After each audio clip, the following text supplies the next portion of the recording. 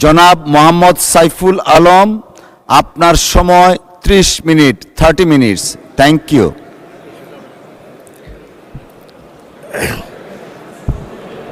আলহামদুলিল্লাহ রাব্বিল আলামিন, আসসালাতু ওয়াসসালামু আলা রাসূলিল কারীম ওয়া আলা আলিহি ওয়া সাহবিহি আজমাইন। মাননীয় স্পিকার, আপনাকে অনেক অনেক ধন্যবাদ। আমরা বাজেট নিয়ে আলোচনা করছিলাম। সরকারি দল, বিরোধী দলের পক্ষ থেকে নরম গরম প্রচুর আলোচনা হচ্ছে, আমরা অনেক কিছু শিখছি। তো এখন আমাদের দেখা দরকার যে দেশের অর্থনৈতিক সেক্টরগুলো কি অবস্থা। দেশের অর্থনৈতিক সেক্টরের সবচেয়ে বড় সোপান হলো ব্যাংক। মাননীয় স্পিকার, সরকারি ব্যাংকের আপনার এনপিএল যেটা, সেটা হলো দাঁড়াচ্ছে হলো 45.85%। এটা মার্চের হিসাব। আর বেসরকারি ব্যাংকের যেটা নন পারফর্মিং লোন, সেখানে 30.11% মার্চের হিসাব। অল টুগেদার 5,88,704 কোটি টাকা। অর্থাৎ ব্যাংক, সরকারি বেসরকারি মিলে আমাদের অবস্থা খুবই খারাপ। সরকারি ঋণ দেশি বিদেশি 2024-2025 অর্থ বছরের শেষে দেশি বিদেশি উৎস থেকে নেওয়া সরকারি ঋণের পরিমাণ দাঁড়ায় 22,50,904 কোটি টাকা। 2025 সালের ডিসেম্বরে বাংলাদেশের মোট বৈদেশিক ঋণের স্থিতি দাঁড়িয়েছে 113.51 মিলিয়ন বা 11,351 কোটি মার্কিন ডলার। বাংলাদেশি টাকায় দাঁড়ায় 13,96,173 কোটি টাকা। আগামী অর্থ বছরে বিদেশি ঋণ যা পরিশোধ করতে হবে, অর্থনৈতিক সম্পর্ক বিভাগ অর্থাৎ ইআরডি কর্মকর্তাদের মতে 2026 এবং 27 অর্থ বছরে বাংলাদেশে বৈদেশিক ঋণের সুদ বাবদ পরিশোধ করতে হবে 190 কোটি ডলার বা 23.3 হাজার কোটি টাকা। এই সময় ঋণের আসল পরিশোধ করতে হবে 340 কোটি ডলার বা প্রায় 41,735 কোটি টাকা। মাননীয় স্পিকার, আমাদের এই সময়ে আমাদের দেশে অনেকগুলো সেক্টর কর্পোরেশন আছে, এগুলোর নাম আমি বলতে চাচ্ছি না। তো এগুলোর মধ্যে অনেকগুলাই লোকসানি খাত। তো আমি মনে করি যে এগুলা রিভিউ করা উচিত। অনেকগুলো দরকারি খাতও আছে, তবে বছরের পর বছর এই ভর্তুকির ঘানি জাতি আর কতকাল টানবে, এটা আমাদের সিদ্ধান্ত নেওয়ার সময় এসেছে। মাননীয় স্পিকার, আমাদের আয়ের জায়গায় আমরা আসি। আয়ের জায়গায় আমাদের 2026-27 সালে রাজস্ব আয়ের টার্গেট ধরা হয়েছে 6,95,000 কোটি টাকা। তো এখানে আমরা দেখি যে যদি আমরা ব্যাক করি তাহলে দেখা যাবে 24-25-এ এটা হয়েছে 4,37,029 কোটি টাকা। তো এখানে পরিষ্কার দেখা যাচ্ছে যে এই বাজেটে ঘাটতি বাজেট ধরা হয়েছে 2.5 লক্ষ কোটি টাকা। এনবিআরের থেকে এটা পরিষ্কার বোঝা যাচ্ছে যে এনবিআরের থেকে প্রায় 2.5 লক্ষ কোটি টাকা ঘাটতি হবে। তো সেক্ষেত্রে আসলে ইফেক্টিভ ঘাটতি দাঁড়ায় প্রায় 5 লক্ষ কোটি টাকা, which is about 50% of total budget. এটা কিন্তু খুব চিন্তার বিষয় আর কি। তো এরপরে আরেকটি কথা বলতে চাচ্ছি, সেটা হলো যে আমাদের অপারেটিং কস্ট বা পরিচালন ব্যয় বাংলাদেশে অনেক বড় ব্যয়। সেখানে 3,16,075 কোটি টাকা, যা মোট বাজেটের 33.70%, which is very very big. কাজে গভর্নমেন্ট শুড কনসিডার, দেখতে হবে যে আমরা এই পরিচালনের ব্যয়ের এত বিরাট বোঝা নিয়ে আমরা অগ্রসর হতে পারবো কি না। আমি প্রপোজ করতে চাই যে মাননীয় অর্থমন্ত্রী বিষয়টা রিভিউ করে দেখবেন, পরিচালনা ব্যয়টা আসলে কমানো দরকার। এমনও শোনা যায় যে আমাদের সেক্রেটারি আগে কখনো সিনিয়র সেক্রেটারি ছিল না, এখন সিনিয়র সেক্রেটারি হয়েছে। Senior secretary, secretary, additional secretary, joint secretary, কারো কারো নাকি মানে স্পিকার চেয়ারও নাই বসার, রুম তো নাই, চেয়ারও নাই, অথচ এদের এদের বেতন ভাতা আমাকে দিতে হচ্ছে। কাজেই আমি খুব কনসিডারেটে বলতে চাচ্ছি যে মাননীয় অর্থমন্ত্রী একমত হয়েছেন আমার সাথে, এই পরিচালন ব্যয় আমাদের মানে অবশ্যই রিভিউ করা দরকার। এরপরে আমার কাছে মনে হয় যে দেখেন আমাদের 2020-21 সালে এডিবির বাস্তবায়ন হার ছিল 94%, ভেরি গুড। এরপর দেখেন যে 21-22 হয়েছে 82%, এরপরে 22-23 সালে 84%, এরপরে 23-24 মাসে 81%, 24-25 সালে আমরা হয়ে যাচ্ছে 68%, রেকর্ডের সর্বনিম্ন পর্যায়ে বলা যেতে পারে, সেখানে হয়তো সমস্যা ছিল, অর্থাৎ এডিবিটা বাস্তবায়ন হচ্ছে না আর। তো এই জন্য আমার কাছে আমি বলতে চাই যে এডিবিটা রিভিউ করা উচিত। এডিবিটার আমাদের যেহেতু আমরা বাস্তবায়ন করতে পারছি না, তো এই বাজেটটা রেখে লাভটা কী? কাজে এইটা আমাদেরকে আমার মতে এটা একটা বিশেষজ্ঞ কমিটির দ্বারা এডিবি রিভিউ করা দরকার, যেটা প্রয়োজনীয়তা দেখা দরকার, এরিয়া বেসিসে এডিবির অ্যালোকেশন ঠিক হয়েছে কিনা এটা বলা দরকার। আর আমার কাছে মনে হয় যে আমাদের স্থানীয় সরকার প্রতিমন্ত্রী আমাদের বললেন যেটা যে ফিসকাল ইয়ারটা চেঞ্জ করা দরকার। এখানে মনে হয় একটা আমরা একমত হয়ে গিয়েছি যে ফিসকাল ইয়ারটা চেঞ্জ করা দরকার। তো কাজেই এর সাথে আমি একমত, ফিসকাল ইয়ার অবশ্যই চেঞ্জ করতে হবে। এরপরে আমরা বলছি যে এখন আমাদের রাজস্ব আয়ের যে সমস্যা, এই রাজস্ব আয় আমরা দেখি যে রেস্টুরেন্টে কোথাও গেলে ভ্যাটটা ঠিকমতো আদায় হয়, অনেক সময় দেয়, কিন্তু আমাদের ভ্যাটের চালান দেয় না, যার ফলে এই টাকাটা সরকারি খাতে জমা হলো কি না এটা কিন্তু আবার নিশ্চিত না। এক্ষেত্রে আমি বলতে চাচ্ছি যে আমাদের কিছু ব্যবস্থা করা দরকার to increase the tax collection, এবং সেক্ষেত্রে আপনার more and more electronic transaction করা দরকার সব জায়গায়। এবং আমি বলতে চাচ্ছি যে introduce of electronic cash register at all shops and wholesale points, electric cash মানে রেজিস্টার থাকা দরকার। এরপরে স্যালারি যেটা দেওয়া যায়, প্রাইভেট স্যালারি এবং গভর্নমেন্ট স্যালারি তো যাচ্ছেই, প্রাইভেট কোম্পানি সমস্ত প্রতিষ্ঠানের salary should go to the bank. এরপরে যেটা আমরা বলতে চাচ্ছি যে একটা এনবিআরের আপনার যে ফোকাসটা, এই ফোকাসটা বড় বিজনেস যেগুলো আছে সেখানে আমাদের করা দরকার, যারা বড় বেশি টাকা আয় করে। তবে এইটা ঠিক যে কর্পোরেট ট্যাক্স কমানোর কথা সরকার যেটা বলেছেন এর সাথে আমরা একমত। তো এই জন্য আমার মনে হয় যে এনবিআরকে যদি ট্যাক্স কালেকশনে আমরা আরও সক্ষম করে তুলতে পারি তাহলে ট্যাক্স কালেকশন বাড়বে। মাননীয় স্পিকার, এখানে এনবিআরের রিক্রুটমেন্টে মেধার জিনিসটা গুরুত্ব দেওয়া দরকার, এবং আমার মনে হয় আমরা সবাই একমত হব যে ট্যাক্স কালেকশনের বড় বাধা হলো একটা মানে অসততা, দুর্নীতি। এরাই বুদ্ধি দেয় লোকদেরকে কিভাবে ফাঁকি ফুঁকি দিয়ে ট্যাক্স মানে বেড়ে যাওয়া যায়, কমানো যায়। So there should B A মানে কারেকশন এনবিআরে, সেখানে আমাদের মানে হওয়া দরকার, যেটা হলো একটা নৈতিক এবং সৎ যেরকম কর্মকর্তা আছে এদেরকে যদি আমরা লাগানো যায় গভর্নমেন্টের ট্যাক্স বাড়বে আর কি। এরপরে যেটা বলতে চাচ্ছি যে আপনার আমরা আসি যে এডিবি রিভিউর কথা আমি আগেই বলেছি। এরপর একটা কথা যে আমি আশা করি যে অর্থমন্ত্রী এটাকে আমার সাথে একমত হবেন। এখানে আমাদের মাননীয় এক সংসদ সদস্য মনসুর সম্ভবত ঢাকা বিশ্ববিদ্যালয়ে ছিলেন, তিনি বলেছেন সাইকেল পার্টসের ট্যাক্স কমানো দরকার, কারণ আমাদের যেসব খাতে রপ্তানি হয়, সাইকেল রপ্তানি হয়, তো পার্টসের দাম যদি এখানে বাড়ায় দেওয়া হয় তো সাইকেল রপ্তানির ক্ষেত্রে বাধা সৃষ্টি হবে। তো সেই জিনিসটা আমাদের দেখা দরকার। আরেকটি গুরুত্বপূর্ণ জিনিস আমি বলতে চাচ্ছি ট্যাক্স এক্সপেন্ডিচার। ট্যাক্স এক্সপেন্ডিচারের যে অ্যাক্ট বা রুল যেটা আছে এখানে কিছু সমস্যা হচ্ছে মাননীয় স্পিকার। এখানে আমরা দেখতে পাই যে 22-23 সালে আমাদের 1,09,132 কোটি টাকা ট্যাক্স এক্সপেন্ডিচারে ব্যয় হয়েছে, হুইচ ইজ ভেরি হাই মাননীয় স্পিকার। তো কাজে এইটা আমাদের এই রুলসটা একটু রিভিউ করার দরকার বলে আমি মনে করছি। এইটা মাননীয় অর্থমন্ত্রী আমার সাথে একমত হওয়ারই কথা আমার মনে হয়। এটা আমাদের রিভিউ করা দরকার।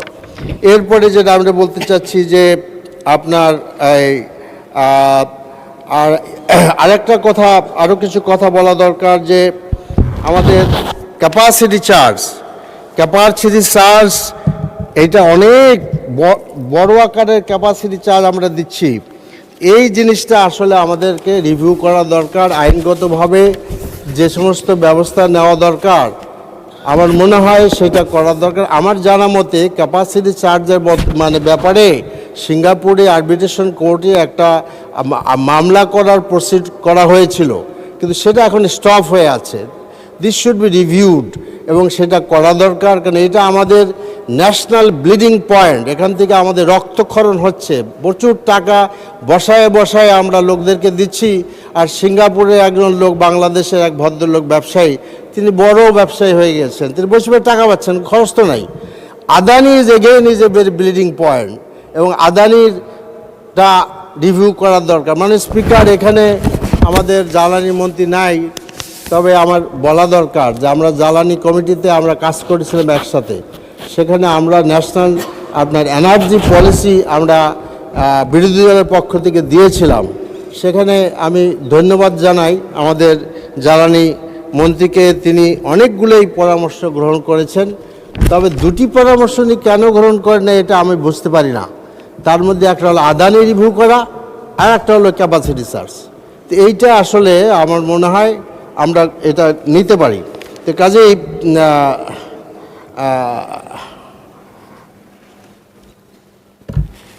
একই কথা, ট্যাক্স একই কথা। তো আমার মনে হয় যে আরেকটা কথা আমার এটা রেকর্ড হওয়া দরকার যে একটা কমিটি হইল, সেই কমিটিতে আমরা খুব আন্তরিকতার সাথে বসছিলাম, আলোচনা করলাম। কমিটির রিপোর্ট মাননীয় স্পিকার যখন প্রণয়ন করা হয় আমরা সুযোগ পাইনি ওখানে অংশগ্রহণ করার জন্য। ইনশাআল্লাহ ভবিষ্যতে পাবো আর কি। মাননীয় স্পিকার, তারপরে যেটা আমি বলতে চাচ্ছি যে দেশের আইন শৃঙ্খলা পরিস্থিতি, কারণ দেশের অর্থনৈতিক অবস্থা যদি ভালো করতে হয় তাহলে আইন শৃঙ্খলা পরিস্থিতি যদি খারাপ হয় তাহলে দেশের অর্থনৈতিক অবস্থা ভালো হওয়া কিছুতেই সম্ভব না। তো সেক্ষেত্রে আমি একটু আইন শৃঙ্খলা পরিস্থিতি আপনি যদি অ্যালাউ করেন আমাকে, আমি বলতে চাচ্ছি যে তো আপনার আইন শৃঙ্খলা পরিস্থিতিটা কি অবস্থা?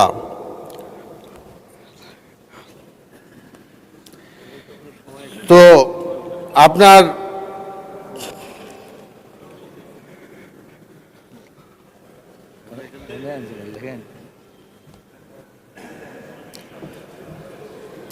যাই হোক, তো আমার মনে হয় যে আমাদের মাননীয় গতকালকের যে গত পরশু যে লক্ষ্মীপুরের ঘটনা, এর থেকে বোঝা যাচ্ছে দেশের আইন শৃঙ্খলা পরিস্থিতি। এখানে খুন, ধর্ষণ, এগুলার পরিমাণ অনেক বেশি। 28শে অক্টোবর একটি বিরাট ব্যাপার, 2006 সালের স্বৈরাচারী সরকারের হাসিনার নেতৃত্বে পল্টনে জামাত শিবিরের কর্মীদেরকে নির্মমভাবে হত্যা করা হয়েছে। সেই মামলাটার সমস্ত নথিপত্রকে গায়েব করা হয়েছে এবং মামলাটা নাই। আমি আপনার মাধ্যমে স্বরাষ্ট্রমন্ত্রীকে বলতে চাই যে মেহরবানি করে এই মামলাটা রিভাইভ করুন। এটা দেশের জন্য কলঙ্ক।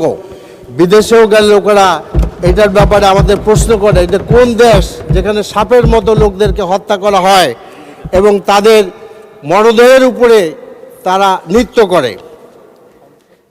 এরপরে আরেকটি কথা আমি বলতে চাচ্ছি যে ওয়াশিং মেশিন।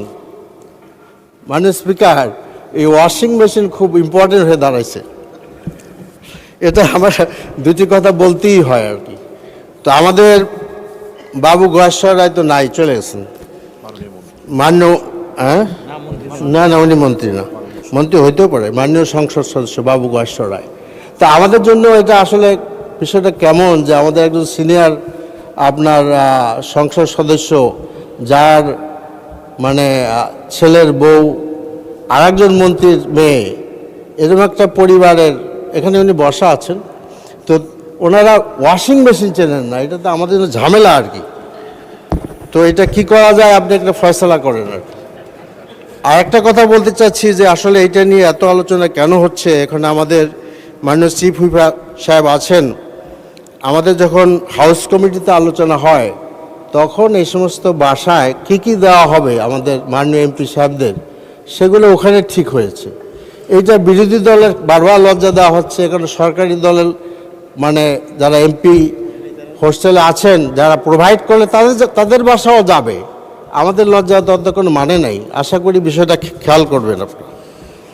এরপরে যেটা ব্যাংক রেজুলেশন অ্যাক্ট 2006 বাতিল করা উচিত বলে আমি মনে করি, কারণ আমাদের মাননীয় অর্থমন্ত্রী তিনি বলেছেন, আমি এবারে বক্তব্য দেখছিলাম আগে তিনি বলেছেন জানলাটা খোলা রাখা হয়েছে, তো সেই জানলা দিয়ে যে আসলে এসালাম ঢুকে যাচ্ছে এইটা তো আমরা বুঝতে পারিনি। মাননীয় স্পিকার, এখানে আরেকটা কথা, আমাদের মাননীয় স্বরাষ্ট্রমন্ত্রী অনেক গুণে গুণান্বিত। তিনি অবশ্য আগে বলেছেন যে এসালামের গাড়িতে চড়িয়া উনি সম্বর্ধনা নিয়েছেন, এটা ঠিক হয় নাই। কিন্তু এই যে চিটাগাঙে এসালামের দামি দামি গাড়িগুলা বিএনপির লোকেরা রক্ষা করতে যে বহিষ্কার হইল সে কথা উনি বলেন নাই। আর মানে স্পিকার, উনি আবার বলেছেন, আমাদের মাননীয় স্বরাষ্ট্রমন্ত্রী বলেছেন যে একটা দল আল্লাহু আকবার ধ্বনি নিয়ে ব্যাংক দখল করলো আর কি। তো বুঝলাম যে ওনার আল্লাহু আকবার কথার মধ্যে ওনার বেশ আপত্তি। কিন্তু আরেকটি দলের যুব নেতা যে সশস্ত্র অস্ত্র নিয়ে ব্যাংক দখল করতে গিয়েছিলেন, তার সচিত্র আপনার প্রতিবেদন পত্রিকা ছাপা হয়েছিল, সে ব্যাপারে তিনি বললেন না। তাই কি ধরে নেব যে আপনি আসলে আল্লাহু আকবার আপত্তি, অস্ত্রের ব্যাপারে কোনো আপত্তি নাই?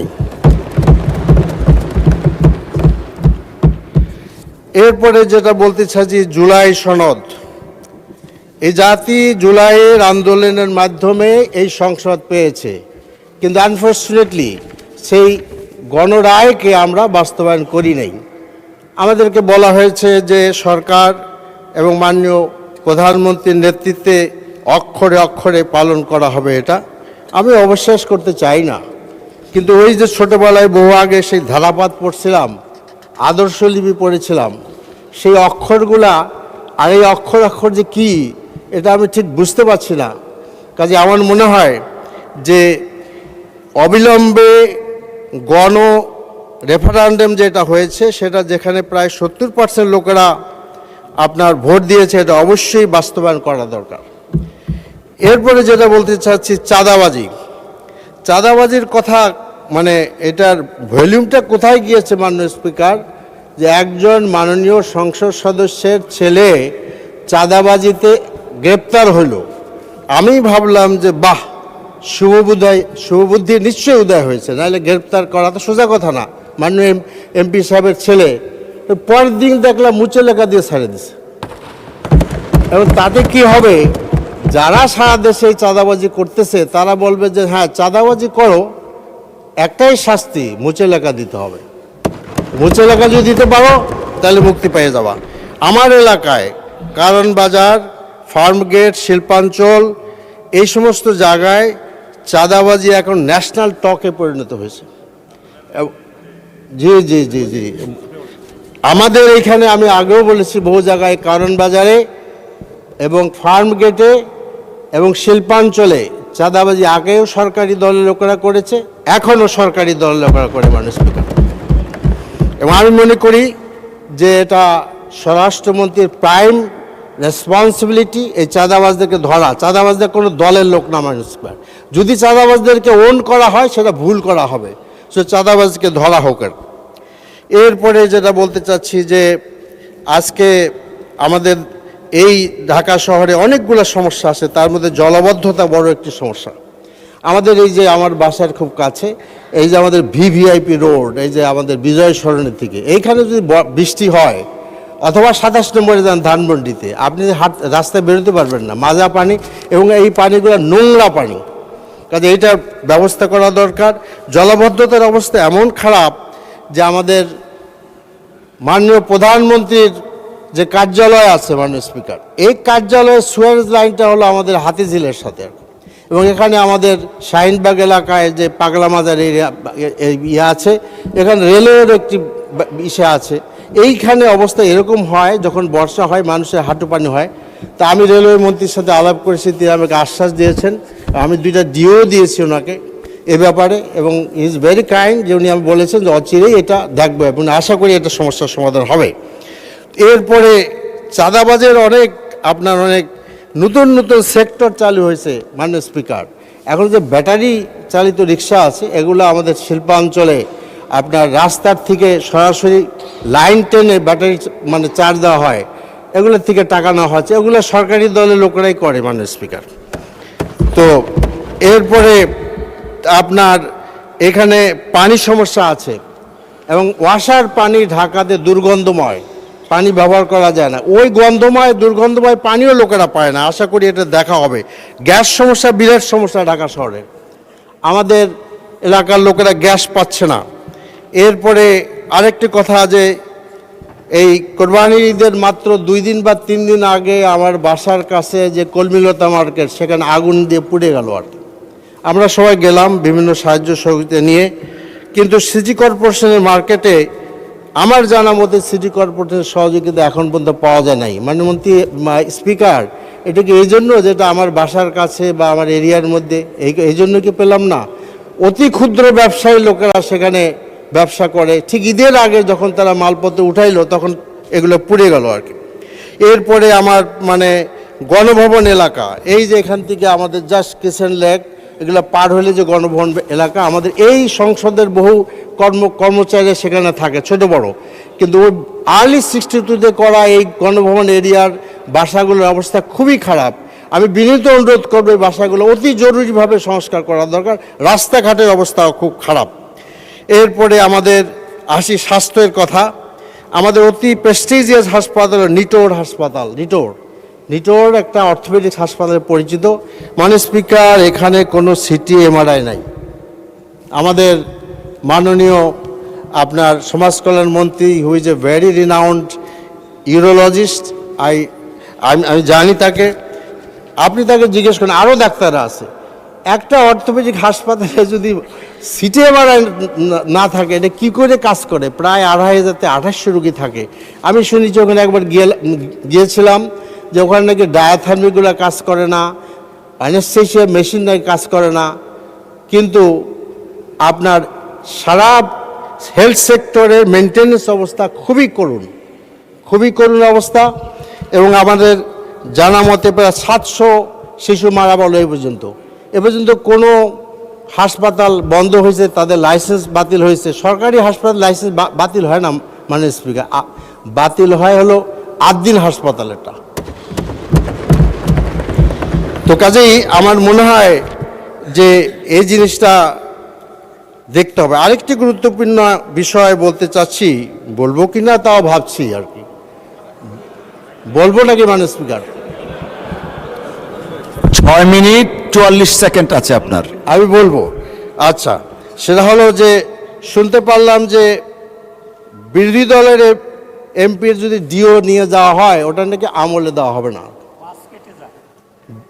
তো কাজেই তো আমার মনে হয় যে ইশারা কাফি হয়, কাজে ওইটা আমাদের মাননীয় প্রধানমন্ত্রী এখানে আছেন, তিনি এটা সংশোধন করবেন, এই আশা আমি বললাম। তো এরপরে কর্মসংস্থানের জন্য আমার মনে হয় আমাদের দূতাবাসগুলোকে ব্যাপকভাবে অ্যাসাইনমেন্ট করা উচিত বৈদেশিক কর্মসংস্থানের জন্য। তামাক চাষে জমি বরাদ্দ দেওয়া সংক্রান্ত ইন্টারিম সরকার একটা আইন করেছিলেন বিধিনিষেধ, সেটাকে ক্যারি অন করা হয় নাই। এরপরে খুচরা দোকানদারের উপরে কর বসানোর কথা আলোচনা হয়ে গেছে, সেটা আর বলতে চাচ্ছি না। আর পাচারকৃত অর্থ ফেরত আনার ব্যাপারে সম্ভবত এটার একটা উদ্যোগ নেওয়া হয়েছে বলে আমি জানি, সেটা করে স্ট্রেনথেন করা উচিত। এরপর ব্যাংকিং সেক্টর সম্পর্কে দু একটা কথা বলতে চাচ্ছি, যে আমাদের মনে হয় যে আমার কাছে যে this is the only central bank of the world যেখানে একজন ঋণগ্রস্ত লোককে ব্যাংকের গভর্নর বানাচ্ছে। মাননীয় স্পিকার, আপনি পৃথিবীতে কোথাও পাবেন না। আমি কোয়ালিটির কথা আলোচনায় আনছি না, ঋণগ্রস্ত লোক কিভাবে ব্যাংকের সেন্ট্রাল ব্যাংকের গভর্নর হয়। ইসলামী ব্যাংক ঘুরে দাঁড়াইছিল, কিন্তু আবার সেখানে পরিবর্তন আনা হলো। তো বলা হলো যে শেয়ার ইজ শেয়ার, কিন্তু শেয়ার যে কিভাবে আসলো সেটা দেখতে হবে না। এই যে আপনার আমাদের মাননীয় স্বরাষ্ট্রমন্ত্রী বললেন যে ইবনে সিনার শেয়ার দ্বিগুণ না তিন গুণের কথা বলেছেন, বিক্রি করা হয়েছে। আমি ইবনে সিনার 3 গুণ বলেছেন উনি। ইবনে সিনার এক্সিকিউটিভ ডাইরেক্টর ছিলাম, 45 বছর ওখানে আমি কাজ করি। This is a totally false statement. Check করেন, ওটা রেকর্ড আছে। তো জাতীয় সংসদের মতো জায়গায় দায়িত্বশীল জায়গার থেকে যদি এরকমভাবে আপনার ভুল ইনফরমেশন আছে, এটা খুব খারাপ। এরপরে একটি তথ্য দেওয়া আছে আরডিএস ইসলামী ব্যাংকের ব্যাপারে। সেখানে আমাদের মাননীয় স্বরাষ্ট্রমন্ত্রী বলেছেন এই প্রকল্পের আওতায় 22,000 কোটি টাকা বিতরণ করা হয়েছে। আগে 11,000 কোটি টাকা দেওয়া হয়েছিল। 5ই আগস্টের পর নির্বাচনী বৈতরণী পার হওয়ার জন্য আরও 11,000 কোটি টাকা দেওয়া হয়েছে।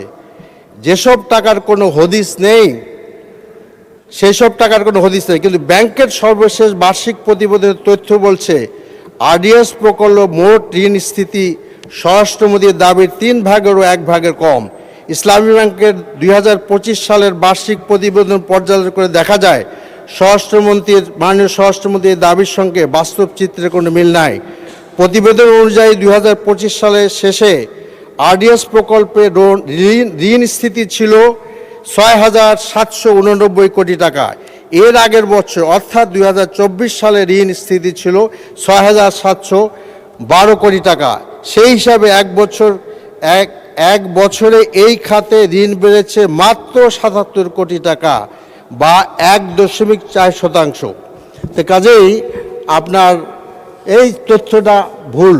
এখন উনি বললেন কেন এরকম দায়িত্বশীল জায়গা থেকে? এই জিনিসটার ব্যাপারে আমি যেটা বলতে হয় যে আসলে মানুষ যেখানে থাকে যেভাবে চিন্তা করে, অন্যের জন্য এরকম চিন্তা করাটা স্বাভাবিক, এটা ভালো আর কি। তো আমার মনে হয় আমাদের মাননীয় স্বরাষ্ট্রমন্ত্রী বলেছেন যে ওইটা নাকি আমাদের নির্বাচনী বৈতরণী পার হওয়ার জন্য দেওয়া হয়েছে। সম্ভবত মাননীয় স্বরাষ্ট্রমন্ত্রী তার নিজের এবং তার দলের নির্বাচনী বৈতরণী পার হওয়ার যে বাজেট, ওই বাজেট থেকে উনি এটা বলেছেন, ওই বাজেটের চিন্তা করে বলেছেন। আরেকটি কথা হলো যে আমাদের মাননীয় স্বরাষ্ট্রমন্ত্রী বলেছেন যে এটা অডিট হবে আর কি। আব্দুল জাদ্দান যদি নিজের দায়িত্ব পালন করেন এবং মাননীয় প্রাইম মিনিস্টারের পক্ষে কথা বলেন, আইনমন্ত্রীর পক্ষে কথা বলেন, ধর্ম মন্ত্রণালয়ের পক্ষে কথা বলেন, এখন দেখি অডিটেও ওনার আসলে একটা হাত আছে আর কি। তা আমি অপেক্ষায় থাকব যে কখন এই সুন্দর অডিটটি উনি করাবেন, কারণ ব্যাংকটা ওনাদের হাতে, এবং সেটা এখানে পেশ করা হোক। মাননীয় স্পিকার, আপনাকে অনেক অনেক ধন্যবাদ। সালাম আলাইকুম। আপনাকে ধন্যবাদ মাননীয় সদস্য। আলোচনায় অংশগ্রহণ করবেন